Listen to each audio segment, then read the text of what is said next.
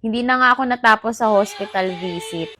Hi mga sis, Fiona here and samahan niyo ako for another video. Maaga nga ako nagising ngayon dahil may follow-up check-up ako. Hindi na natapos yung follow-up check-up ko mga sis. Pagising ko ay nag-uunat lang ako ng kamay at braso para makasirculate ang dugo dahil buong magdamag tayong nakahiga. And para magising na din ng diwa and then nag-pray ako tapos nag-stretching ulit. Alam nyo ba mga sis na 3 weeks after my operation is natataas ko na ang kanang braso ko. Paglabas ko kasi ng hospital is dinahandahan ko na siyang itaas dahil yun din naman ang advice ng doctor ko. Then bumangon na ako para mag-devotion.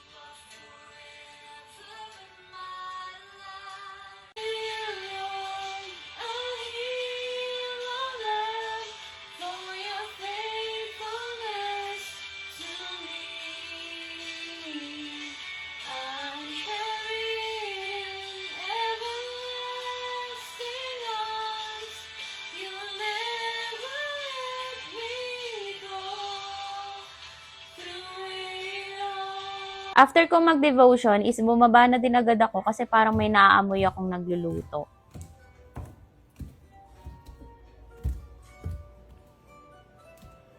Until 6 a.m. ang duty ni Christian and minsan after shift niya is nagluluto na din siya. Pero minsan, nire-ready niya lang yung lulutuin, binabalatan at hinihiwa ang mga gulay tapos ako na yung magigisa o magluluto. Habang nagluluto siya is naligo na rin ako at nag-ayos na. Nagsuot lang ako ng relo and then nag-cleanse na ng mukha gamit itong toner.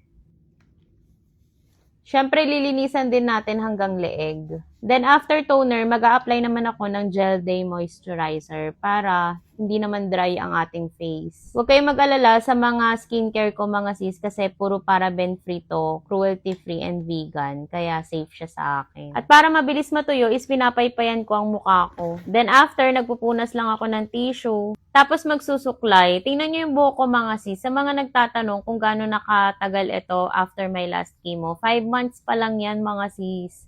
Pero tingnan nyo naman, ang haba na niya, tapos ang kapal din ng tubo.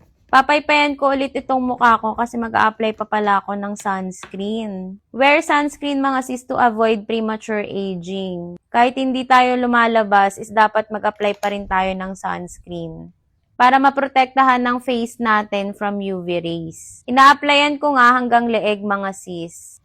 Then after, magli-lip balm lang ako gamit itong Human Nature na tinted lip balm nila. Maganda to mga sis. Di ako mahilig mag-lipstick pero nagli-lip balm ako para hindi naman dry or chop yung lips ko. OOTD check muna tayo mga sis. Nag-short lang ako kasi malapit lang naman yung hospital sa amin. 10 minutes away lang kapag naka-e-bike kami. Sa tote bag ko nilalagay ang important stuff ko like cellphone and wallet. Tapos may another bag pa ako para naman dun sa laptop ko. Umalis na din kami agad at inagahan din talaga namin para mauna kami sa pila. Kahit nakaschedule ako today, first come first serve pa din. Buti na lang talaga na malapit lang ang hospital sa amin kasi ang hassle din eh. Kailangan kong pagsabayin ng check-up sa trabaho ko. Tapos nadidistorbo ko pa yung tulog netong isa kasi panggabi siya. Pero ganun talaga mga sis, kailangan natin magpatuloy sa laban. Dahil PWD ako, is pwede lang kami mag-park dito sa harap ng hospital. Pero may designated parking slot talaga sila dun sa likod ng hospital. Nandito na nga kami mga sis sa Divine Grace. Dito rin ako inoperahan. Dito nagsimula ang journey ko as a breast cancer warrior. Dito ko rin na-meet ang magaling kong breast surgeon. At kahit ngayon na nasa monitoring na ako, is continuous pa rin ang check-up ko sa kanya. Pagpasok nyo ng building is may bubungad sa inyong malaking Christmas tree. Malapit na pala ang Christmas mga sis. Nagpapasalamat ako kasi last year, sa ganitong season din, is nagsasuffer ako sa sakit ng bukol ko sa right breast. Tapos ngayon, wala na siya, pati yung right breast ko. Papunta na kami sa clinic ng doctor ko at wala pa masyadong patient. Naghahanap nga ako ng mapepestuhan kung saan ako makakapag-work while waiting. Buti na lang may outlet dito pero may dala rin naman akong power bank just in case na wala akong masaksakan na power.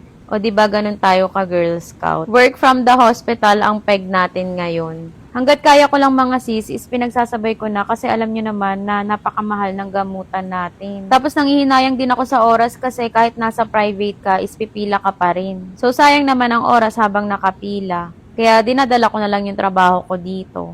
Kaya ako pinabalik ng doktor ko is babasahin niya yung bone densitometry result ko. And sa awa ng Diyos, maganda naman ang naging result. Tapos, yun, continuous lang ako sa calcium and vitamin D. Tapos, kailangan ko din mag-exercise para mas tumibay ang bones. And also, kailangan kong mag-maintain ng healthy body weight. Last na timbang ko, nasa 58 ako. Ang BMI na normal sa akin is 55 kilograms. Kaya konting diet pa, mga sis. After ng check-up ko is umuwi na din kami agad kasi may duty pa ako. And to be continued siya sa bahay namin. Sa May next year na ulit kami magkikita ng breast surgeon ko, binigyan niya na ako ng request ng mga laboratories na kailangan kong ipagawa. Ilaban natin ang buhay natin mga sis, gawin natin kung ano yung kailangan. Pauwi na kami mga sis, samahan nyo kami ulit next time.